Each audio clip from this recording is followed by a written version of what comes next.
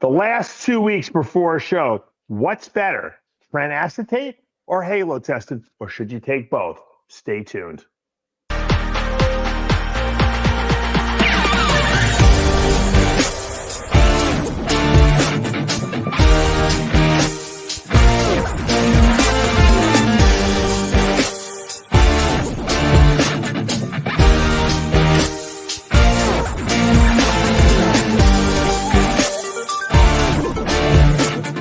I created Species Nutrition with one mission in mind: to provide bodybuilders and serious athletes with no-nonsense supplements that work. I put my name and reputation on every bottle of Species Nutrition products. If you want to be your absolute best, join the evolution.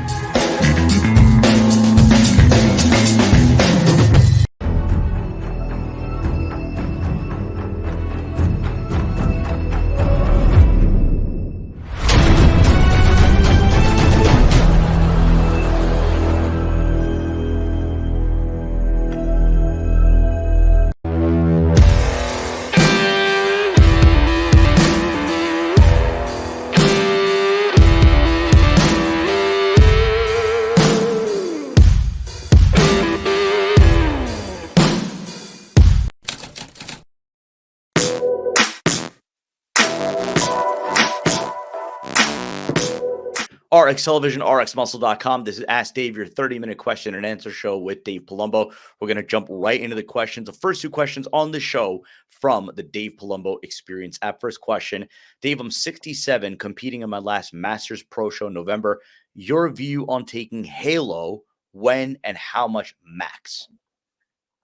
All right, I like, let's assume this, he's not 67 for a minute. Let's assume like I was dealing with a 25 or 35-year-old person, and they asked me what would be the best last 6-week, cycle to use leading up to a show. And I usually use testosterone. I'll use Masteron. I'll use TREN ACETATE, usually at about 50 milligrams 3 times a week. The reason we use TREN ACETATE in that mix, and I'll usually throw some Winstrol in too, but I love TREN ACETATE because it's very high in androgens, but they don't really aromatize very much. So it's a dry, full look. The more androgens a compound has, the better the glycogen loading effect. That's why when you take trenbolone or you take testosterone, you take Anadrol, you get this like full muscle blowing look, okay? The only thing that can kind of ruin that is if there's too much fluid retention. So like Anadrol converts to estrogen very highly. So it gives you more of a bloaty look. D-Bol does the same thing. Trenbolone doesn't really do that. It gives you that dry, full look. And it really loads glycogen tremendously well when you carb on it. HALOTESTIN is kind of like Anadrol without the water retention. But what the drawback to HALOTESTIN is, number one, there's no anabolic properties of it. So it's a pure androgen. So it really loads glycogen. It makes the muscles look full. And back when I was competing in the 90s, there was no TREN ACETATE around. We were using Parabolone, which was kind of a long-acting trenbolone, which gave you a good look, but it wasn't quite the same as TREN ACETATE. So we all used HALOTESTIN in the last 2 weeks at 20 milligrams per day. And it gave you that mind-busting look. The muscles look like they would explode. The problem with HALOTESTIN is it makes you really, really moody, and a lot of times it irritates people's stomach and can sometimes cause some stomach irritation. If you're the kind of person that HALOTESTIN does not bother your stomach and it doesn't have any negative drawbacks to it, and you should really experiment with it prior to doing your first show. Just don't throw it in there the last 2 weeks and say, oh, everything's great, even though my stomach is bloated and I feel terrible and I'm not going to the bathroom properly. Assuming you tolerate it well, there's no reason you can't throw it in on top of trenbolone acetate. But if you're taking TREN ACETATE, you really don't need HALOTESTIN. To be honest with you, my best looks, conditioning and fullness and graininess wise were probably 02 and 03, and I didn't use any HALOTESTIN. I hadn't used HALOTESTIN since the 90s. I was just using TREN ACETATE. So to answer the question, if you're using TREN ACETATE, there's really no reason to use HALOTESTIN. Some people use both, but it probably won't make you look any better. But if you can't get TREN ACETATE, or you can't take it because it makes you nuts, you can't sleep at night, it gives you indigestion, you can absolutely use the HALOTESTIN the last 2 weeks. No, not a problem. Sid, I also want to bring up something. Yeah. We have a special sale on Titan, medicalcenter.com. They're doing a Halloween scary blood testing special. Let me put my glasses on here to read it. For males, it's $130 for the full panel, which is usually $200. And for females, it's $200 for the full panel, usually $300. So that's a huge discount. If you contact TitanMedicalCenter.com, you tell them Dave Palumbo, RxMuscle sent you. They also have a really great sale on their 3 big fat burners: semaglutide, which is, we know, Ozempic; tirzepatide, which we know is Mounjaro; and the tesamorelin, which is the new one. It's not a GL peptide, but it actually has another mechanism of burning fat. It raises all 3 neurotransmitters in your brain. It takes away the urge to eat, and it might even be a safer version instead of these GLP-1 agonists. But you can get all 3 of them at a tremendously discounted rate. There's a package of all 3 of them, or you pick one of the 3, and you get $100 off the package. So contact TitanMedicalCenter.com. Tell them Dave Palumbo, RxMuscle sent you. You're going to get a great discount. So again, these first 2 questions from the Dave Palumbo Experience app. Let's take the second question. Can you please explain why you do not recommend using HGH and IGFLR3 during the same cycle? And if you had to choose, which is better for hyperplasia? The reason I didn't do this is when I first started using IGF-1, I realized that a lot of my problems with taking GH, it worked well with me, but it made me very insulin resistant, meaning that it was working antagonistic to the insulin that my body was producing, which I already don't produce enough insulin, because that's probably why I stay so lean. But I wasn't absorbing my food. So I was finding that I was having to take insulin with my GH, fast-acting insulin, not even we didn't even know about long-acting insulin then. So I said to myself, you know what? I don't need the fat-burning effects of growth hormone, okay, off-season. I don't get fat. So I'm just going to stop taking the GH, and I'm going to use the IGF-1 instead. And I took that with a little insulin, believe it or not, too. And it worked way better on me. I was never flat. I was always mind-bogglingly full. And I didn't get fat anyway, because I just, that's not in my makeup. Other people, maybe they would notice a little bit of body fat if they took IGF-1 and insulin together, a little fast-acting insulin. But it didn't do that to me. It just built muscle better for me. So you have to consider the fact, especially guys nowadays are using 6, 8, 10, 12 IUs of GH a day. You get it worked. Remember, the more GH you take, the worse your insulin is going to work on your body. And you need insulin to absorb glucose, amino acids, all that stuff. So I see a lot of guys doing high amounts of GH, and their fasting blood sugars are through the roof. They're like 120 when they wake up in the morning. That's terrible. Not only is it bad health-wise, but it means you're not absorbing your food properly. I got people, I have like older people who I'm working with now, and I got them on a long-acting insulin, and they're growing all of a sudden. They're like, I couldn't grow. I couldn't gain any muscle. I said, well, you weren't gaining, you weren't absorbing your food. Your blood sugars were like 115. I said, that's not a good fasting blood sugar. That's really high. So you have to take that into account. But like I said, depending on whose metabolism, there is some studies that show that GH and IGF together will synergize each other. They work together. But to me, it's kind of like the IGF-1 is the growth aspect of the GH, and I didn't need the fat burning aspect of the GH, so I found there was no reason to use it. But you might want to give it a try. Try it without the GH, and then try it with the GH. You tell me which works better. Let's take questions from our Instagram, from our Facebook, as well as our YouTube community. Good friend of the show, Justin Grinberg. When should someone cut out FIBERLYZE during prep peak week, or should I keep it all the way through? Just don't want any issues of not being able to go morning of show day. I think Sid knows the answer to this one. Never, never, never, ever. Never stop it. That would be the biggest mistake. If you're going to the bathroom regularly and your digestive system is working well, and the probiotic organisms and your gut bacteria are being fed properly, and everything is in homeostasis and balance, why would you stop? You never stop. Matter of fact, the day before the show, I have people use it 3 times rather than 2 times, just so they make sure they can, move their bowels when they wake up in the morning, because usually people stop drinking the night before the show. So you don't want to not be able to go to the bathroom first thing in the morning. So if you do 3 servings on Friday, the night before the Saturday morning show, usually you get up in the morning, I usually have guys drink like 4 ounces, 5 ounces of coffee, and then they go right to the bathroom.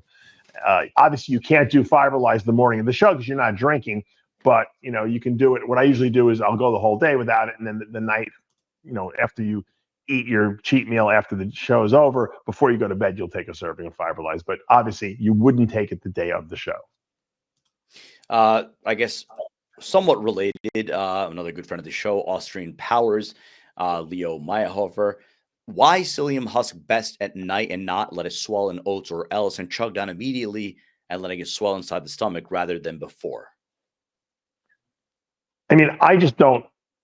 I find it very hard to get it down if it swells in a cup. Then I gotta like scoop it down my throat. Whereas before, if I just mix it before it starts swelling and I gulp it down, it's a lot easier to get it down. Otherwise, you have to sit there and scoop it out, and it's some people find that kind of disgusting. It turns to jello. Now, I have a lot of clients who tell me that they love it while they're dieting for competition. They'll sit in front of the TV and they'll eat it like jello because it's almost like a treat for them. And they're so hungry that it kind of takes the hunger away from them. And that's fine. You can do that. I know people put it in the freezer and eat it like ices, like Italian ices, because it has a really good taste. We have an excellent flavoring system in there. And it does have a delicious taste. We have the mango and we have fruit punch flavor. So you can do that. But the easiest way to do it would be to just mix it in water quickly and drink it right down. Now, I usually do it in the middle of the day sometime, and I do it before bed. It doesn't matter when you do it, but I try to separate it, by 6 or 8 hours, between the two servings, and that seems to work best. Precision workouts when on anabolics, what are your options to lower RBC, red blood cells, when they get too high? Say, example, you aren't eligible for a blood draw every month or so. Any supplements you recommend for this? Yeah, there's nothing supplement-wise you can do that's going to bring your red blood cell count down. So what you have to do is you got to go to one of these blood banks. But I'm going to give you the secret here. When you go to the blood bank and they ask you to fill out this whole questionnaire, you say nothing. You're on nothing. You take nothing. You've done nothing. What does that mean? That means you take no supplements. You take no testosterone replacement. You take no hormone replacement. You have nothing wrong with you. You've never been sick. If you put anything on that form that sets off a red flag, they're not going to take your blood. Okay. The good thing is when they test your hemoglobin to see if you're too high, because if you're too high, they won't take it. They usually put something on the outside of your finger. It's very inaccurate. I remember my hemoglobin, they said was 16. It was actually 19 when I got blood work back. So it's never accurate. So just go in there and fill out the form as if nothing's wrong. If you went to traveled across the country from New York to California, don't tell them you were across the country, because they will invalidate everything and then they'll never let you give blood. So that's the key. Now, there are some centers that just allow you to dump blood. Like when I went to Dominic's, Matasio's place with Dr. Pierce out in Las Vegas, they'll draw blood out of you. You can do a blood dump right there for them. They'll take it out. But there's some clinics that will do that, but there's not a lot around. It's much easier to go to the blood bank and just donate blood there. It's way easier. And they give you a lollipop too. How can you go wrong? Sweet. Let's go to, I don't know how you pronounce this, was. At what point do you know how to do a fat loss or mass gain diet PED cycle without doing any bodybuilding competition? Is it body fat percentage that will dictate your goal? Do you understand what he's asking me, Sid? I really don't even understand. So I guess okay, what will be the indication that you're either going to do a fat loss or a mass gain diet, but not for a bodybuilding competition? Oh, okay. So he's asking if body fat percentage is a dictator of that decision. I have people come to me all the time, and they want me to do coaching with them. And I ask them, well, what are your goals? And they're like, well, what do you think my goals should be? So, my next question is, let me see some pictures. So if a person is very heavy, when I say heavy, I mean fat, I'll usually tell them, I think you should probably do a leaning out phase first. Let's get some of this body fat down. We'll still feed you enough, protein, and we'll still put you on a cycle so that you can build some muscle. But the priority will be leaning you out, okay? Once we get some of this body fat off and I can actually see your waistline, then we can switch and I can start feeding you some more food, and we can actually work on making mass building a priority. I think it's a mistake to try to start adding muscle if you have a lot of body fat on your body. I think it's healthier to lose some of that body fat first, then do it. But most people who come to me for like, hey, Dave, it's off season, I want to put some mass on so I can compete next year on a show. Most people are not that overweight that I have to worry about, hey, we better do a cutting phase first. So a lot of times I'll go right into a mass building phase. I might not give them a lot of carbs just so they don't get sloppy, and I might give them a little cardio peppered in there, but the goal is still to build muscle. So really it amounts to, how the person looks. That's the best answer I can give you. So, and it's an individual basis. You can show me 10 pictures and I might say different things for every single picture, because what I'm looking at, this person is too heavy. This person is a little overweight, but not excessive where we would have to diet them first. And once again, that's up to the coaches to really dictate that. I know you did another video on this, and I don't know if it's going to be live by the time this goes up on there, but Dave did a full video on PCT, really the only way to do a proper PCT. So this question is from ER Fitness.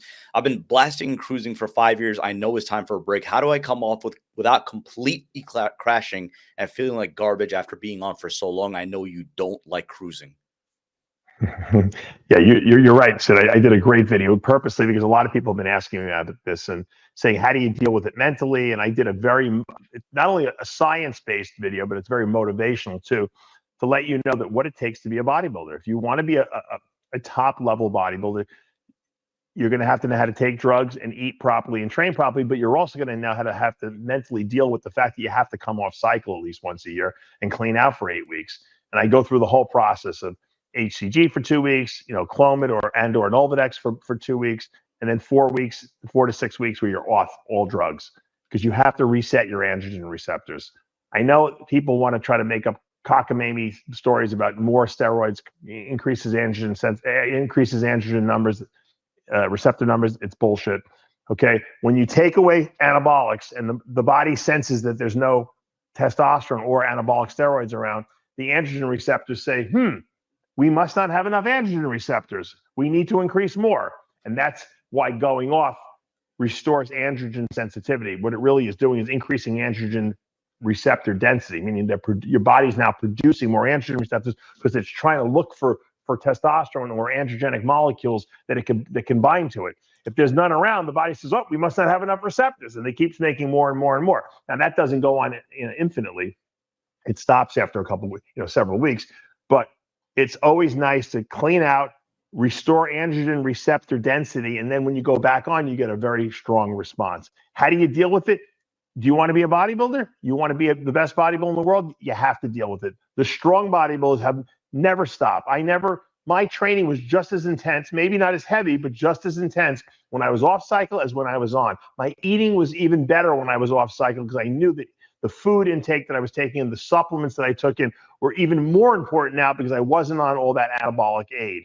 And you just have to deal with it. And if you check out the video we'll be putting up probably in the next day or two, it's going to go into a lot more detail on that. I also want to just remind people, this is one of my favorite diet sodas. If you guys are dieting, Doc Brown's cream soda. Cream is not my favorite, but there's also a black cherry version of this too. 0 sugar, 0 calories. It's a little more expensive, but when you're dieting, you feel like you're cheating. It's great. That's my plug. Is site rotation with HGH as necessary? Scar tissue not an issue with smaller gauge needles? Yeah, I mean, you don't necessarily have to rotate sites. I always did it because, eventually you start getting a little, sore in that one area. I would just go from shoulder to shoulder to shoulder to shoulder. Sometimes I'd go under the skin of my legs. I'd move it around. But, I mean, usually what I call you have Old Faithful. You have a spot that you're just comfortable doing. It's like you use that spot almost all the time. The only time I'll switch from that spot is if I start seeing maybe I'm getting some marks there, or it's like it's starting to get a little lumpy or something like that, maybe because I'm sticking a needle in every single time in the same spot. But the truth is that the easiest place to inject GH is just right into your shoulders, boom, boom, boom. And it doesn't leave any marks. People who shoot in their abs, you get these little marks all over your abs, and it just doesn't look good. It's not aesthetic, especially if you're going to be on a bodybuilding stage. Hitting a front double bicep and your abs are on display for the world. I wouldn't shoot anything into my abs if I were you. Does nicotine, either by cigarette or vape, prevent muscle growth, even if diet, training, and gear, everything is on point? I don't think it inhibits muscle growth per se, but I think it's not good for you. We know it's not good for your health. Nicotine is what, when we say smoking is bad for your heart, yeah, the actual act of smoking a cigarette, which most people don't do anymore, most people vape, right? Smoking the cigarette is bad for your lungs because you're inhaling all that, that crap into your lungs. But the actual nicotine that's going into your system is what's bad for your heart because it constricts the vessels, it restricts oxygen flow to your heart. And long term, there's a lot of negative side effects that can lead to increased cardiac problems down the road. So then, yes, nicotine is not good for your body. Is it going to inhibit muscle growth? Probably not. but I wouldn't, that's not a license to be vaping nicotine all day long. It's just not smart. Training related question. Your favorite exercises for shoulder width? Well, my belief was I always start all my shoulder workouts with some kind of a pressing movement. So whether these days I do dumbbell presses overhead. I used to, back in the day, I used to do behind the neck barbell presses. I really love those. I really think those build muscle better than anything. I know nowadays a lot of people don't do it because they know it's not great for your shoulders, but most people do it to the front. But I loved behind the neck presses. I thought that was great. But what I like the most, and I think that really targets the side deltoid head, is when you get on the machine that has the pads where you can kind of do this, except I don't do two arms at one time. I get under one pad and I kind of lean into it and I do as heavy weight as I can. And you know what the great thing about that machine is that because the pad is sitting on your elbow, your hand is not holding the weight or the pad. And if you're pushing exclusively from your shoulder, you can't cheat. It's impossible to cheat unless you start shrugging your trap. But assuming you're not using your trap, it's all side delt. And if you start lifting real heavy with that machine, it's so isolating, you cannot help but not build your delts. People always ask me, how are your delts so big, through your entire career, especially at the end of your career when your shoulders were so bad? I said, at the end of my career, I wasn't even shoulder pressing anymore. I was just doing that machine. And for some reason, when that machine sat over here, it stabilized my shoulder. So I was able to, despite the fact that I had bad joints, I was able to actually still work my deltoid using that. And I got great results. And I was very strong like that. It kept my size on my shoulder. So I think that if more people did that machine, I actually like that machine. And I use it for rear delts too. I've shown this before. I kind of get behind it. I put the pad on the back of my arm and I lift back with it too. And that gives me a great pump in the rear delt. Because I think it's hard to isolate rear delts. A lot of guys do bent over, dumbbells or bent over cables, but you invariably wind up using your traps a lot on that. When you do this machine, once again, you can't cheat. You're just using your rear delt as you pull backwards. So give it a shot. Why does growth hormone before bed seem to help with sleep quality? I don't agree with that actually, because when I used to take GH before bed, it would keep me up at night because what it does is it drops blood sugar. Because when you first take GH, you get that IGF release, which has an insulin-like effect, and it can lower your blood sugar, and sometimes that can disrupt your sleep. I guess if you have a huge meal before bed and you take it, you might not feel it, but especially when dieting, I used to notice it. And then I said to myself, well, at night, your body naturally produces GH, right? So why would you take GH at night if your body's already producing it naturally?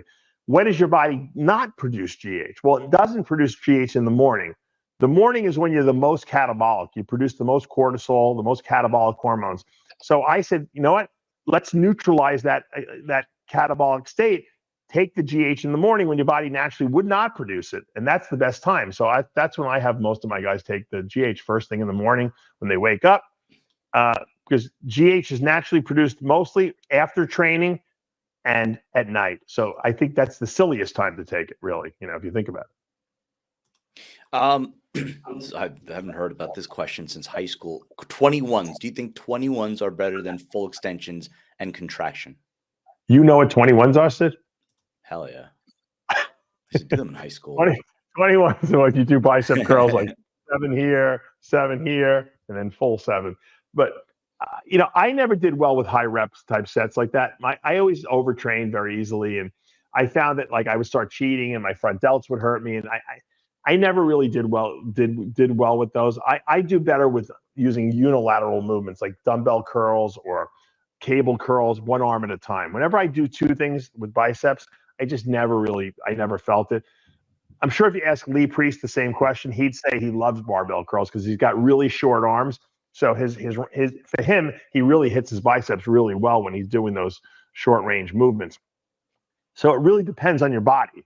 Not everyone responds to everything properly. To me, once in a while to shock your body, I think they're okay, but I wouldn't be doing them on a regular basis. I don't think they're really that good for muscle growth, to be honest with you.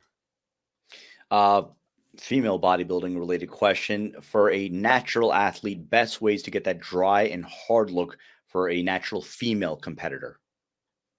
Suffer. Look, once you lose the body fat, it's easy to dry out. It's when you don't have when you still have some body fat on your body that it makes it a little more difficult to get that dry look. The dry look is all the fat's gone and then all the water's gone. So what I usually do is once I get people super leaned out, for natural athletes, because they're not using prescription diuretics, I'll get them to buy some Uva Ursi. It's called UVA, new word, URSI. Uva Ursi is a great herbal diuretic.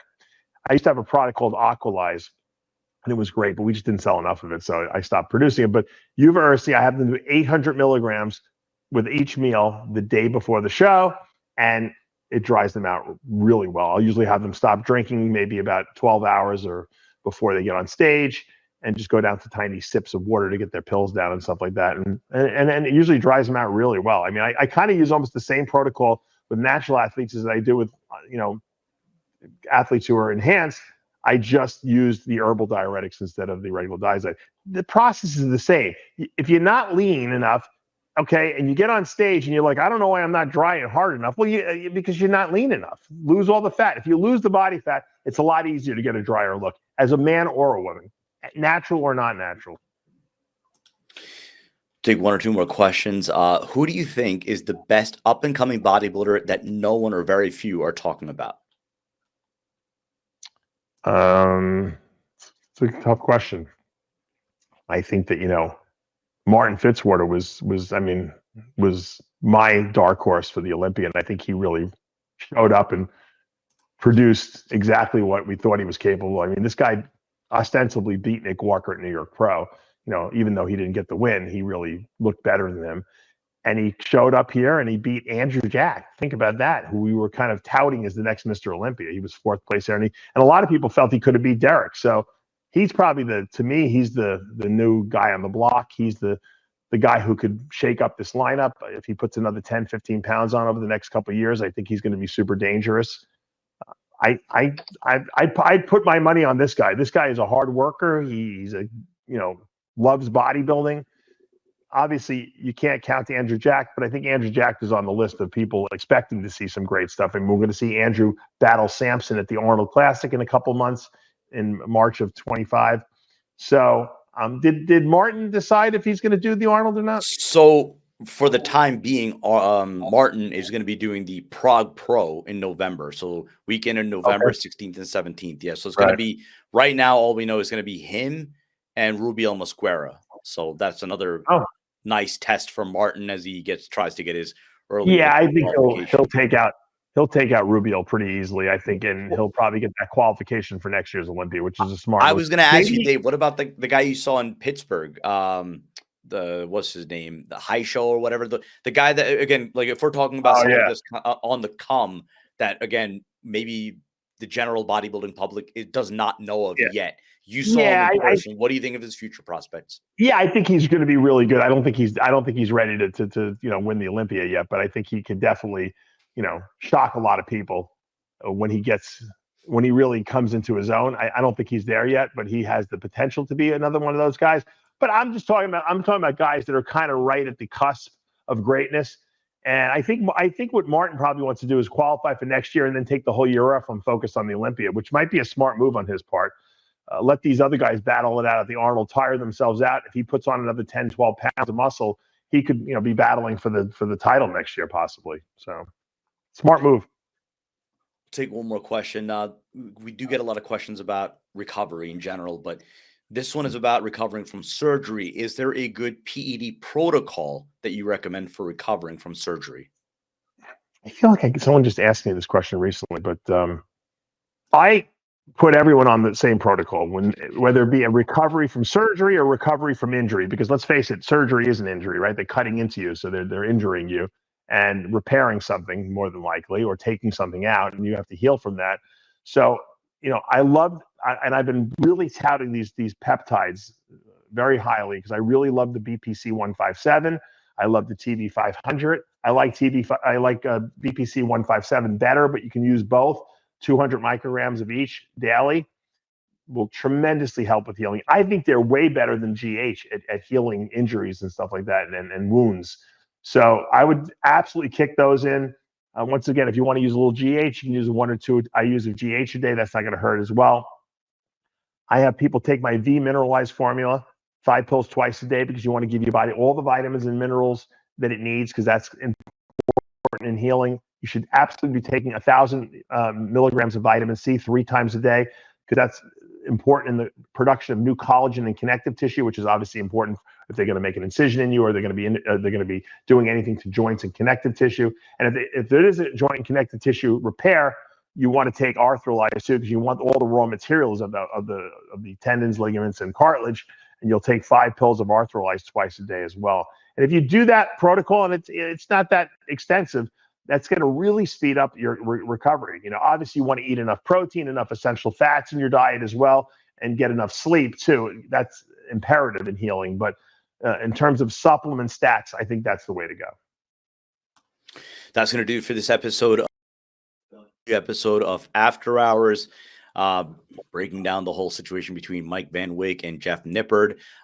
We also this week have an interview going up with Mike Sommerfeld. So Dave did a follow-up interview with him. He reacted obviously to shocking the world, placing second in the Classic Physique Olympia, and then really going more in depth into the rare genetic disorder that, I mean, you have to hear this story. It's an incredible story. I mean, it's a surprise that he's even. People don't know he's a vampire, Sid. We thought that Will Harris was a vampire. This is a legitimate vampire we have here, Mike Sommerfeld. It's a very, very incredible, whatever you want to call it, overcoming situation. But again, this whole topic was basically born out of the conversation as far as why he doesn't go to the open class, and explain to us everything that's been going on with him. And ever since he turned pro, the discovery that he made about his own body, his own rare, very, very, very rare genetic disease. So check it out. That's going to be going up this week. And then later on in the week, I'm going to be at the Dubai Muscle Show. We're going to be interviewing, some big, big names on their main stage, and some of the bigger names we're going to put on the channel. Kevin Levrone is going to be there. Dexter Jackson is going to be there. Oh, great. Yeah. And then Hani Rambod, obviously winningest coach of all time. So we're going to have some fun with that. We're going to a lot of content with you, Dave. I would like to see a Sid, Kevin Levrone sit down interview and ask him what he thinks about the Olympia and the new guys on the block there. I would like to hear his opinion. 100%. So, and Kevin is as unfiltered as it gets. So we'll be sure to get some good content out of him. So again, check those out. If you haven't already done so, subscribe below, hit the notification bell. You're not going to miss anything that we have coming up on this channel. We do have a lot of content dropping over the course of the next few days. Dave already recorded 2 health-related videos, one about PCT, which we mentioned previously. So you're not going to miss any of that and anything else that we have on this channel. If you like what you're watching, hit the like button, comment below. And as always, we appreciate all of your support. For Dave Palumbo, I'm Sadiq Faruqi. We'll see you next time.